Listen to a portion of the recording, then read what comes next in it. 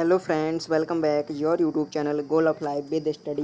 I hope आप सभी अच्छे होंगे और आपकी तैयारी अच्छे तरीके से चल रही हुई। I am B S Maurya और आज मैं आपके लिए बहुत ही बेहतरीन कोर्स की जानकारी लेकर आया हूं। यदि आप भी मॉलिक्यूलर बायोलॉजी के क्षेत्र में अपना कैरियर बनाना चाहते हैं तो ये कोर्स आपके लिए बहुत ही बेनिफिशियल हो सकता है। यदि आपने बीएससी कर रखी है तो ये कोर्स आपके लिए बहुत ही लाभदायक हो सकता है। यदि आप इस कोर्स के बारे में पूरा डिटेल में जानना चाहते हैं तो वीडियो को लास्ट तक जरूर देखें और यदि आपको वीडियो अच्छा लगे तो वीडियो को शेयर करना ना भूलें ताकि जो भी दोस्त इस कोर्स को करना चाहते हैं उनको सही इन्फॉर्मेशन मिल सके। तो चलिए देर न करते हुए वीडियो को शुरू करते हैं।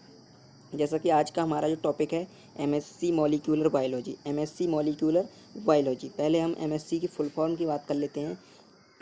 एमएससी का फुल फॉर्म होता है master of science in molecular biology. तो मॉलिक्यूलर बायोलॉजी में एमएससी कोर्स क्या है इसकी जानकारी हम देखने वाले हैं पूरी वीडियो में।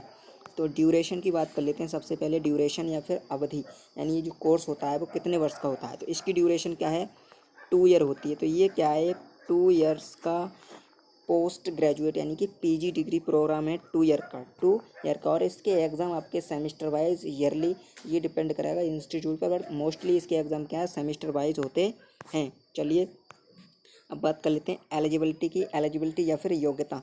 योग्यता में आपके पास बीएससी बायोलॉजी होनी चाहिए या बीएससी मॉलिक्यूलर बायोलॉजी या फिर बीएससी बायोटेक्नोलॉजी विद 50% और इसके अलावा आपके पास कोई भी इक्विवेलेंट डिग्री है तो आप क्या है इस कोर्स में एडमिशन के लिए अप्लाई कर सकते हैं। एमएससी मॉलिक्यूलर बायोलॉजी के लिए आप क्या अप्लाई कर सकते हैं। यदि आपके पास बीएससी बायोलॉजी मतलब बीएससी जेडबीसी या फिर बीएससी बायोलॉजी किसी ब्रांच में है तो आप क्या है एमएससी मॉलिक्यूलर बायोलॉजी के लिए क्या अप्लाई कर सकते हैं। चलिए आगे देखते हैं। आगे हम बात कर लेते हैं एडमिशन प्रोसेस की। एडमिशन प्रोसेस की यदि हम बात करें तो एडमिशन प्रोसेस बाई एंट्रांस और मेरिट बेस, दोनों ही आधार पर आपको इस कोर्स में एडमिशन मिलता है। एंट्रांस के द्वारा भी और मेरिट बेस्ड, यानी कुछ इंस्टीट्यूट आपको एंट्रेंस के द्वारा एडमिशन देते हैं, कुछ मेरिट बेस के आधार पर डायरेक्ट एडमिशन देते हैं। अब हम एंट्रेंस एग्ज़ाम की बात कर लेते हैं। वैसे तो इंडिया में अलग अलग स्टेट तथा यूनिवर्सिटी के अनुसार अलग अलग एंट्रेंस एग्ज़ाम होते हैं, बट इस वर्ष से एक एंट्रेंस एग्ज़ाम लागू किया गया है CUET PG। तो ये देकर भी आप क्या है इस कोर्स में एडमिशन ले सकते हैं कुछ कॉलेज में। और एम और मैसूर UOMPGE टेस्ट देकर भी आप क्या इस कोर्स में एडमिशन ले सकते हैं। और इसके अलावा एक टेस्ट ये है MET मणिपाल एंट्रेंस टेस्ट, इसके द्वारा ये एंट्रेंस देकर भी आप क्या है MSc मॉलिक्यूलर बायोलॉजी कोर्स में एडमिशन ले सकते हैं। चलिए आगे देखते हैं। आगे हम बात कर लेते हैं सिलेबस की, यानी ये जो कोर्स है इसमें आपको क्या क्या पढ़ना होगा। इसमें आपको पढ़ना होगा biomolecules, concepts of molecular biology, enzymology, applied molecular biology, metabolism of carbohydrate and lipids. आगे देखते हैं। आगे सिलेबस इसका clinical biochemistry, physical biochemistry, techniques, metabolism of protein and nucleic acid. तो ये क्या है इसका सिलेबस है। ये सिलेबस आपका 2 ईयर का काफ़ी वाइड होगा, लेकिन यहाँ पर हमने जो मोस्ट इंपॉर्टेंट टॉपिक है सब्जेक्ट हैं उनको बताया है। तो आपको क्या है इस कोर्स के दौरान ये टॉपिक है सब्जेक्ट आपको पढ़ने होंगे और ये सिलेबस आपकी यूनिवर्सिटी के अकॉर्डिंग थोड़ा बहुत डिफरेंट हो सकता है। चलिए आगे देखते हैं। आगे हम बात कर लेते हैं फ़ीस की, यानी ये जो कोर्स आप करोगे इसकी फ़ीस क्या रहने वाली है। फ़ीस की यदि हम बात करें तो फ़ीस डिपेंड करती है आपके कॉलेज, इंस्टीट्यूट या फिर आप जहाँ से जिस कॉलेज से इस कोर्स को कर रहे हैं उसके अनुसार फ़ीस क्या है अलग अलग होती है। प्रत्येक कॉलेज और यूनिवर्सिटी की फ़ीस क्या है अलग अलग होती है। तो अगर हम गवर्नमेंट कॉलेज की बात करें तो ये फ़ीस आपकी गवर्नमेंट कॉलेज में 2000 से लेकर 20,000 तक, यानी कि 2000 से लेकर 20,000 तक हो सकती है। वहीं हम यदि प्राइवेट कॉलेज की बात करें तो प्राइवेट कॉलेज में ये फ़ीस आपकी 60,000 से कितने से 60,000 से 1 लाख, 1.5 लाख या फिर 2 लाख पर ईयर तक हो सकती है। कितना पर ईयर तक हो सकती है, बट ये डिपेंड करेगा आपके इंस्टीट्यूट और कॉलेज पर। तो कॉलेज और इंस्टीट्यूट के अनुसार ये फ़ीस डिफरेंट होती है। आगे हम बात कर लेते हैं कॉलेजेस की। तो वैसे तो काफ़ी कॉलेज हैं इंडिया में, आप जहाँ से जिस स्टेट से जिस जगह से बिलोंग करते हैं उसके अनुसार आप कॉलेज का देख सकते हैं, बट यहाँ पर हम कुछ कॉलेज की बात करने वाले हैं। University of Hyderabad, Hyderabad Telangana, Mumbai university, Mumbai Maharashtra, और उसके बाद अगली यूनिवर्सिटी है Bangalore university, Bangalore Karnataka, university of Madras, Chennai Tamil Nadu. आगे देखते हैं यूनिवर्सिटी ऑफ मैसूर, मैसूर कर्नाटका।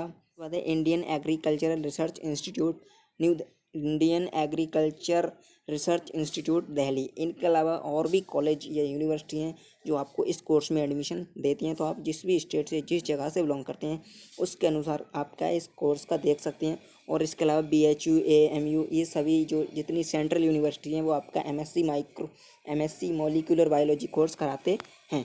चलिए आगे बात कर लेते हैं हायर एजुकेशन की, यानी कि आप इस कोर्स को करने के बाद हायर एजुकेशन में क्या कर सकते हैं।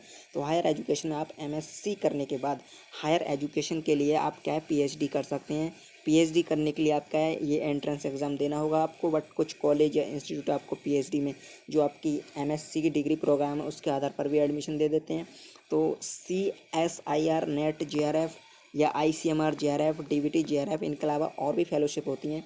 तो इसमें यदि आप ये CSIR NET JRF ICMR NET JRF DBT NET JRF इन एग्ज़ाम्स को क्रैक करते हैं तो आपको क्या है PhD करने के लिए फेलोशिप प्रदान की जाएगी।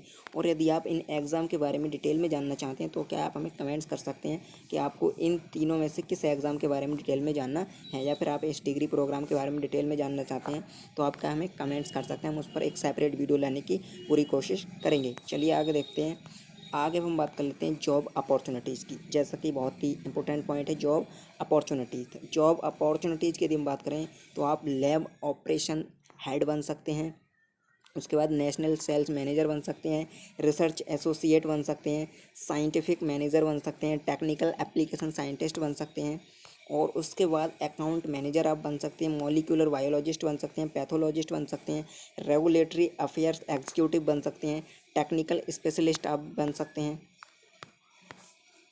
तो ये कुछ जॉब अपॉर्चुनिटीज़ थी। इनके अलावा भी आपको प्राइवेट एंड गवर्नमेंट दोनों ही सेक्टर में काफ़ी जॉब अपॉर्चुनिटीज़ देखने को मिल सकती हैं। तो यदि आप इस फील्ड में मॉलिक्यूलर बायोलॉजी के फील्ड में अपना करियर बनाना चाहते हैं तो ये जो कोर्स आपके लिए बहुत ही बेनिफिशियल हो सकता है। यदि आपने मॉलिक्यूलर बायोलॉजी में BSc नहीं करी है तब भी क्या आप इस कोर्स को कर सकते हैं। चलिए आगे हम बात कर लेते हैं सैलरी की।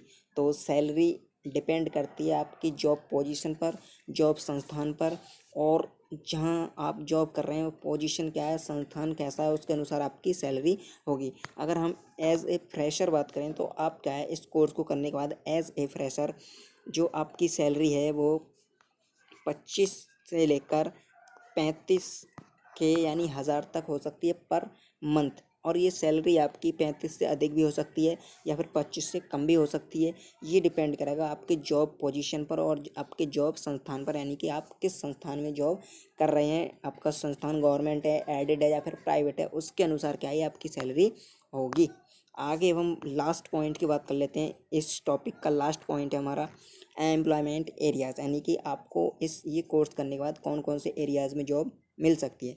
तो कॉलेज एंड यूनिवर्सिटीज़ में आप टीचिंग कर सकते हैं, मॉलिक्यूलर डायग्नोस्टिक लैब्स में आप जॉब कर सकते हैं, फार्मा कंपनीज़ में आप जॉब कर सकते हैं, या फार्मा कंपनीज़ के क्षेत्र में भी आपको जॉब मिल सकती है, गवर्नमेंट हॉस्पिटल्स में आपको जॉब मिल सकती है, मेडिकल लैब्स में, और मॉलिक्यूलर स्ट्रक्चरल बायोलॉजी यूनिट्स में भी क्या है आप जॉब कर सकते हैं। ये कुछ एरियाज़ हैं जिनमें आपको जॉब ऑप्शन मिल सकते हैं, जॉब ऑफ़र मिल सकते हैं। तो ये जो कोर्स आपके लिए बहुत ही बेनिफिशियल हो सकता है। और यदि आप बायोलॉजी बैकग्राउंड से बिलोंग करते हैं तो ये जो चैनल है आपके लिए बहुत ही लाभकारी होने वाला है। हम ऐसे ही बायोलॉजी से रिलेटेड कैरियर ऑप्शंस कोर्स के बारे में जानकारी लाते रहते हैं। तो सही और सटीक जानकारी प्राप्त करने के लिए आप क्या हमारे चैनल को अभी सब्सक्राइब कर लें, और यदि वीडियो आपको अच्छी लगी तो वीडियो को शेयर करना ना भूलें। आज की वीडियो में इतना ही, मिलते हैं अगली वीडियो में, तब तक के लिए धन्यवाद। जय हिंद।